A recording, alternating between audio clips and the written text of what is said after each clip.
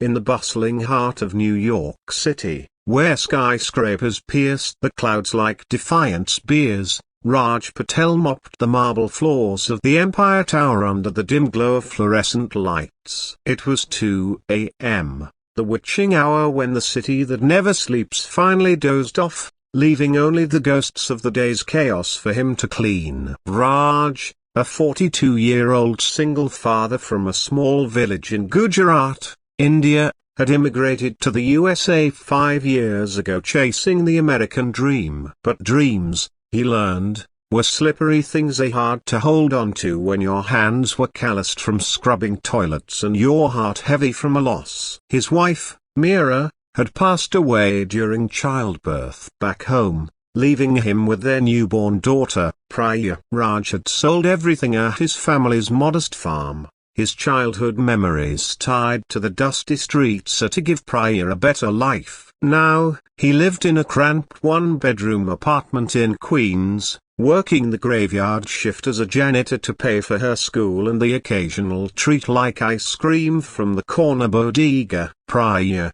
now 8, was his world, a bright-eyed girl with a laugh that could melt the iciest New York winter. She dreamed of becoming a doctor, inspired by the stories Raj told her about her mother, who had been a nurse. That night, as Raj pushed his mop bucket down the empty hallway on the 50th floor, he noticed something unusual. A sleek black leather wallet lay abandoned near the executive elevators, half hidden under a potted ficus plant. He picked it up, his gloved hands trembling slightly from fatigue. Inside, there were crisp $100 bills, enough to cover a month's rent, and credit cards belonging to a name he vaguely recognized, Alexander Voss, CEO of Voss Tech, the multinational company that owned half the building. Raj's mind raced. He could keep it. No one would know. Priya needed new shoes. Hers were worn thin from walking to school. Medical bills from her recent asthma flare-up still loomed like storm clouds. But then he thought of his father's words, etched into his soul. Karma is a mirror, beta. What you give, it reflects back. With a sigh, he slipped the wallet into his pocket, not to steal, but to return it. He'd leave it at the Lost and Found in the morning, or better yet, track down the owner himself. Little did Raj know, this small act to a Chhoti Wajah, as he would later call it, would unravel the threads of his ordinary life and weave them into something extraordinary, changing not just his world, but ripples that would touch the globe. The next morning, after dropping Priya at school with a hurried kiss and a promise of her favorite aloo paratha for dinner, Raj headed back to the tower. He approached the security desk, wallet in hand. "Excuse me, sir," he said in his accented English, "I found this last night. Belongs to Mr. Voss, I think." The guard, a burly man named Mike who'd shared coffee with Raj on quiet nights, raised an eyebrow. "You sure you don't wanna keep it, buddy? Finders keepers, right?" Raj shook his head firmly. "No, that's not right. Please, give it to him." Word traveled fast in the tower's gossip mill.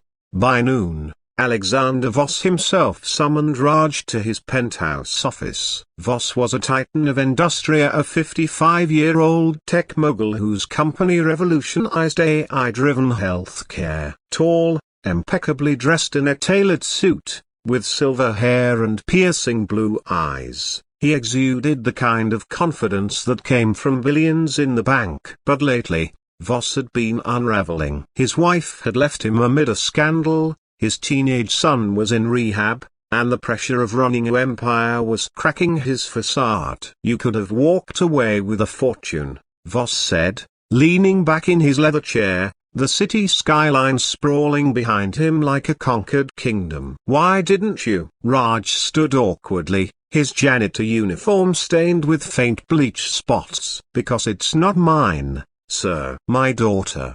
She looks up to me. If I teach her wrong, what kind of father am I?" Voss studied him, then chuckled, a rare sound from a man known for his ruthlessness. "You're an immigrant, right? From India?" "Yes, sir." "Came for a better life?" Voss nodded, sliding the wallet back into his pocket. "Consider this your lucky day, Raj. I owe you one." Raj left the office bewildered, expecting nothing more. But that evening, as he picked up Priya from after-school care, his phone buzzed with an unknown number. It was Voss's assistant, offering Raj a promotion, and not to a fancy title, but to head janitor with double pay and daytime hours. "Mr. Voss insists," she said. "He says integrity like yours is rare." Overnight, Raj's life shifted. Day shifts meant more time with Priya. He could afford her asthma inhalers without skipping meals. Priya blossomed,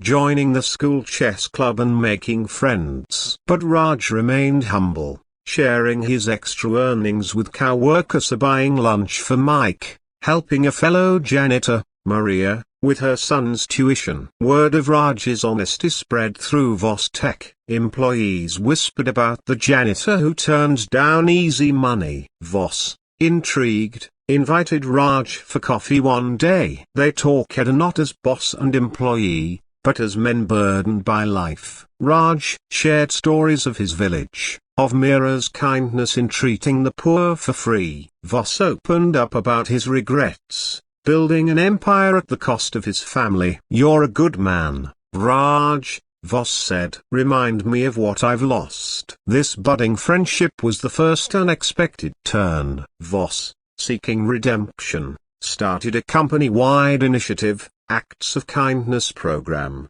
inspired by Raj. Employees were encouraged to perform selfless deeds, with rewards for sharing stories. It began small: an engineer fixing a colleague's computer for free, a secretary helping an elderly client, but snowballed. Voss Tech's stock rose as the media latched onto the human side of the cold corporation. Raj, unwittingly, became the face of it. A local news outlet interviewed him, dubbing him the honest janitor. Priya beamed with pride, clipping the article for her scrapbook. But fame brought shadows. Jealous coworkers muttered about favoritism. An old acquaintance from India, hearing of Raj's luck, demanded money, threatening to reveal fabricated scandals. One evening, as Raj and Priya walked home through Central Park, enjoying the autumn leaves, Priya tugged his sleeve. "Papa, why do people say you're special now?" "You're always special to me." Raj knelt,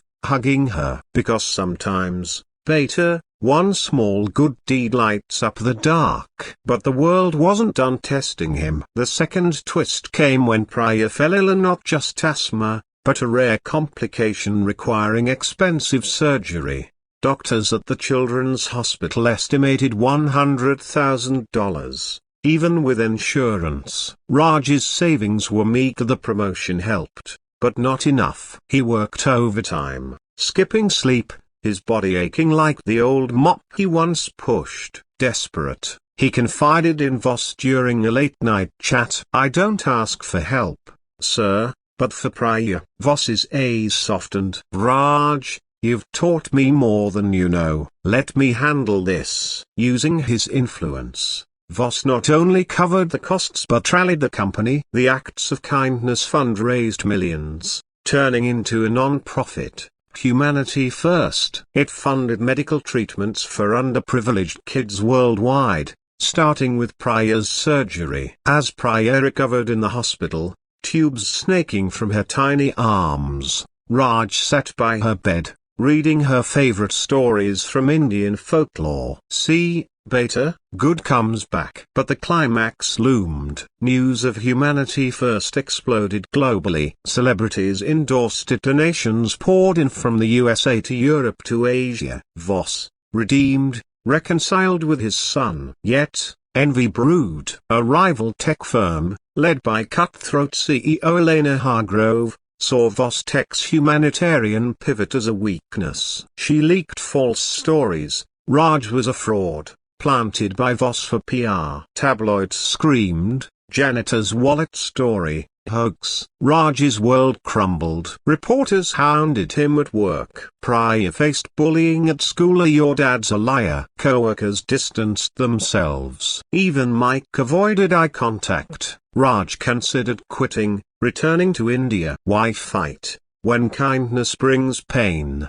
He whispered to Mira's photo one sleepless night. The emotional peak hit during a company town hall. Voss invited Raj to speak, but Hargrove crashed it virtually, accusing them of live on stream. This is manipulation. Voss is using a poor immigrant for sympathy. The room tensed. Raj, heart pounding, stepped to the mic. His voice shook at first, then steadied. I am no hero. I am a father, a widower, a janitor. I returned a wallet because it was right, not for reward. Kindness isn't a transaction, it's humanity. If my small act inspired this, then let it stand. Judge me by my actions, not words. Silence, then applause thundered. Voss revealed security footage proving the wallet incident real. Hargrove's smear backfired. Her company tanked as public outrage grew. Humanity First surged,